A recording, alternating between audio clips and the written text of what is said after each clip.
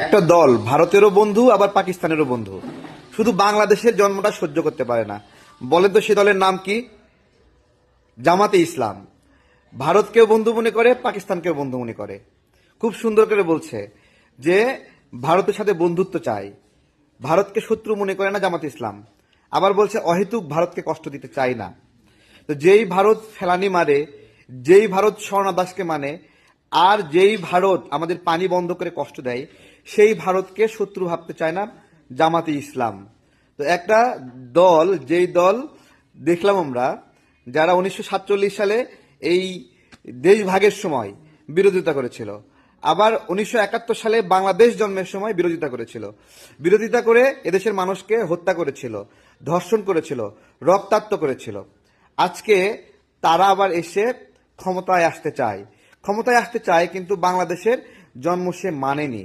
একটা বক্তব্য শুনছিলাম, ধরুন কোনো একটা মার্কেট, সেই মার্কেট আপনার আপনি তৈরি করার বিরোধিতা করেছিলেন, এটা সম্ভবত আমাদের মঞ্জু ভাই বলেছিল, কিন্তু ওই মার্কেটের সভাপতি হতে চান আপনি। ঠিক একইভাবে এটা যেমন হাস্যকর, ঠিক একইভাবে জামাতে ইসলামও বাংলাদেশের জন্মের বিরোধিতা করলো, সেই বাংলাদেশের তারা ক্ষমতা চায়। সর্বোচ্চ এদেশে বসবাস করতে চাওয়া, একটু ব্যবসা বাণিজ্য করতে চাওয়া, চাকরি করতে চাওয়া, এগুলো ঠিক আছে, কিন্তু ওই দেশটা শাসন করতে চাওয়া, এটা কতটুকু অদ্ভুত। এবং এই ডিসেম্বরটা মাস আসলে তাদের মাথা পাগল হয়ে যায়, মাথা পাগল হয়ে গিয়ে তারা ভুলভাল বক্তব্য শুরু করে, সেই আবার পাকিস্তানের সাথে প্রেম শুরু হয়ে যায়। বলতেছে যে বুদ্ধিজীবীদের পাকিস্তান হত্যা করেনি। এইটা ঢাকাতে ভারতীয় বাহিনী ঢুকেছিল 16 ডিসেম্বরের দিকে, কিন্তু তারা বলতেছে 14 ডিসেম্বরে ভারত বুদ্ধিজীবীদের হত্যা করেছিল। তো ভারতের অস্তিত্বই ছিল না ঢাকায় 14 ডিসেম্বরে। এই সময় আল বদর যে লিস্টটা করেছে, আল বদরের সেই লিস্টটা রাও ফরমান আলীর কাছে ছিল, এবং সেই লিস্টটা যোগ বিয়োগ করেছে এই গোলাম আজমরা, বিভিন্ন জনকে বাদ দিয়েছে, বিভিন্ন জনকে ঢুকিয়েছে। কিন্তু ওরা এখন আসে বলতেছে এগুলো নাকি পাকিস্তানের হত্যাকাণ্ড না। তো এইরকম ভাবে বিজয় দিবস নিয়েও এদের যে সন্তান, হ্যাঁ, এদের সন্তান ইলিয়াস, সে বলতেছে বাল বিজয় দিবস, বাল মুক্তিযুদ্ধ, এবং সেগুলোকে সাপোর্ট দিচ্ছে গণহারে। একটা বয়ান তৈরি করার চেষ্টা করা হচ্ছে, সেটা হলো যে 1971 সালটা ছিল হিন্দুদের যুদ্ধ, বাংলাদেশের যুদ্ধ না, এবং হিন্দুত্ববাদের পক্ষে যুদ্ধ, এরকম একটা বয়ান তৈরি করার চেষ্টা করছে। ঠিক আছে, যদি দেশপ্রেম কে আমরা যদি এভাবে বলি যে দেশপ্রেম থাকা দরকার, তাহলে সে দেশপ্রেমের সংজ্ঞা কি হবে? দেশের জন্মের সঙ্গে বন্ধুত্ব, আর দেশের জন্মে যারা বিরোধিতা করেছে তাদের সঙ্গে শত্রুতা।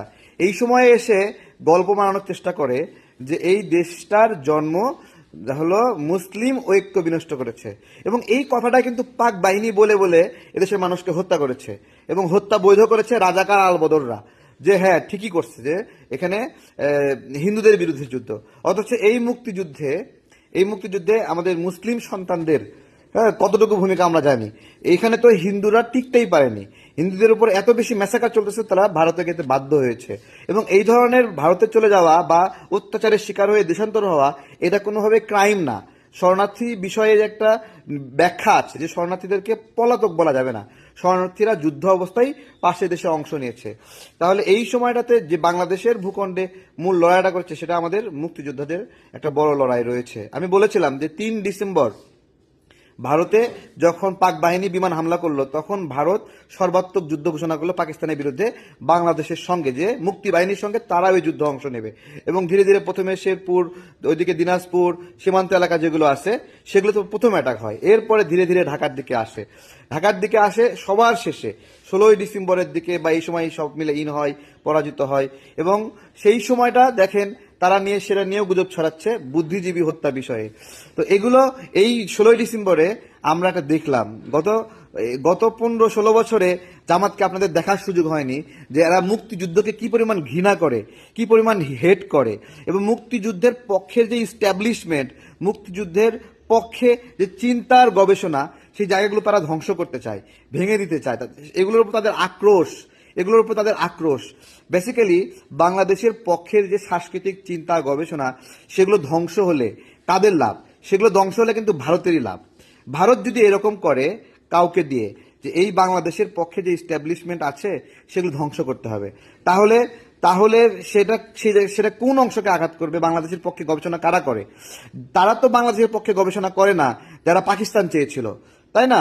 তারা তো বাংলাদেশের পক্ষে চায় না যারা এই বাংলাদেশ জন্ম সমর্থন করেনি। তাহলে বাংলাদেশের পক্ষে যারা চিন্তা করে সেই ইস্টাবলিশমেন্টগুলোর দিকে আক্রোশ। তাহলে এই জায়গাগুলোতে ভারতের ইস্টাবলিশমেন্ট মানে তোকমা দেওয়া হচ্ছে এই জায়গাগুলোতে, এবং এটা ভারতের পক্ষের ন্যারেটিভ এরকম বলা হচ্ছে।